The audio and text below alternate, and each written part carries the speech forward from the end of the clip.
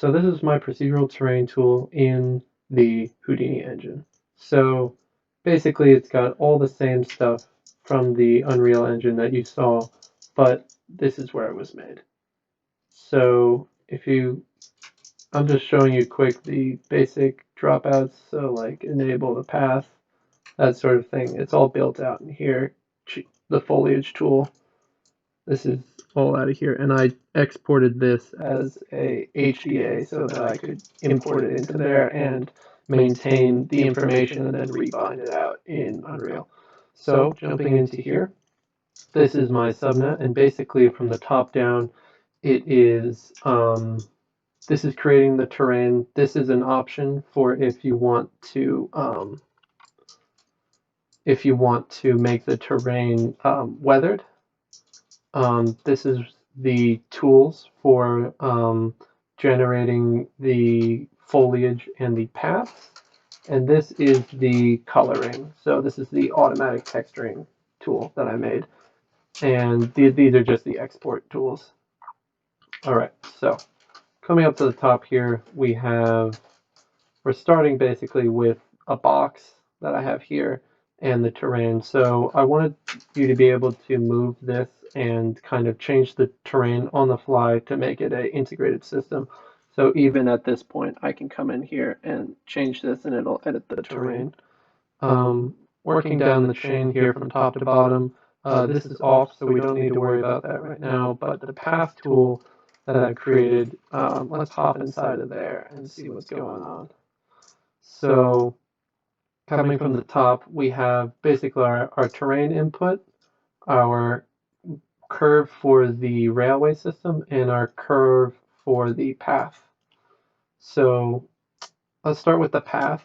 Um, First, I just created a nice smooth path and then brought it down, right it onto the terrain. So I connected it to there. And then I created this geometry that sits on top of it and acts as a guiding system for the player. Coming down this tool here, this is what integrates the path. So first it creates a mask, and then it merges the geometry that I just showed you into here so that it becomes raised. So let's watch it one more time. It goes from flat to raised with that geometry added. And then working down the path here, I basically weather it, and since I wanted it to be a gravel path or a dirt path, I made it a little more sparse coming through here. As far as the rails go, I imported a rail and then resized it and attached it to the terrain. I used the same ray system here for copying the line to the terrain so that if I want to change the terrain, the line will always stay attached to it so I can run my rail across it. This is the rail itself. It's running along there and copied to the points along the spline. As far as the foliage is concerned, I created this here where it just scatters them around where the paths are. So using this mask here that I generated using the paths. And if I come over here, this is just to help me visualize this area. Let's highlight array. So here. So now you can see that they're staying near the paths as they are put out so that I don't have to put that many in the scene, but you still notice them. Um, and this is just to export. I cleaned up everything before I exported it because that's the correct way that you run things through in Houdini. Um, Running over here, this is the game string in Unreal that I'm referencing to instance them all at all these points. And coming down to here on the final export, this is basically what the tool looks like on the output. So coming out to our main scene again, that's the path. And now for texturing, I created these masks. So this is the rock mask and the grass mask. So basically what I did for these is I um, measured the curvature using some math, and anything that exceeded a certain curvature was made white, and anything below it was red.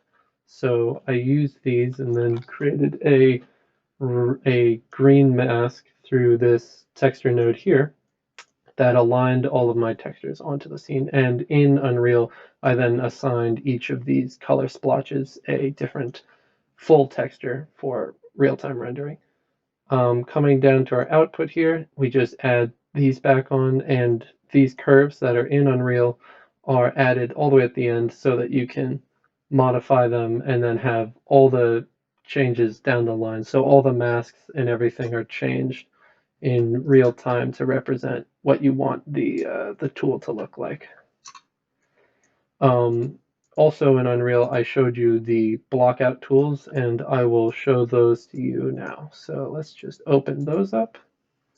Blockout tools, and here they are. So if I come over to my tool, on the outside, you can see the different types of tools that I had. This is the fill shape, where you can change the height, you can change the amount of bevel on the corners. This is an inner bevel, and the one right next to it is the outer bevel, so you can change it to that. My sweep is this round area here. I can have it a closed shape or an outer shape, depending on how I'd like the points to align. I can change the scale, and I can also change the Y scale, so I can compress it from top to bottom in case you want like a wide gully, but one that's not very deep. And when these aren't on, and there's these open caps, you can come over here and change your different cap style. So this is just a single polygon grid and another single polygon that actually wraps inside. So yeah, this is the grid. Going to our final one, the copy shapes here.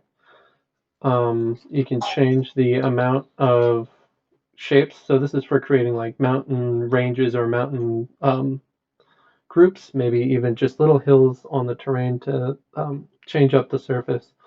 And here we have the max range, so this is like making them big, and then the min range you can change to be negative to make the smallest ones even smaller. You can also change it to be more of a mountain range setup, so now we have this range that we can put in our scene and run along. And let's show you how I did this. So hopping in here, I have this curve, and I can grab the end of this curve and pull it around and change all these shapes. So they're all using the same curve. So just to prove that, coming out to here, if I change it to the fill shape and I hop back in here, the curve's in the same place, and all I'm doing is changing the way it's used in the different chains. So this chain here is this tool. It's basically just creating and manipulating a shape so that you can use it in the game engine. This is for our wrap tool for the divots and gullies, and this is for our mountain tool. And then we just fix the normals and export. Thank you.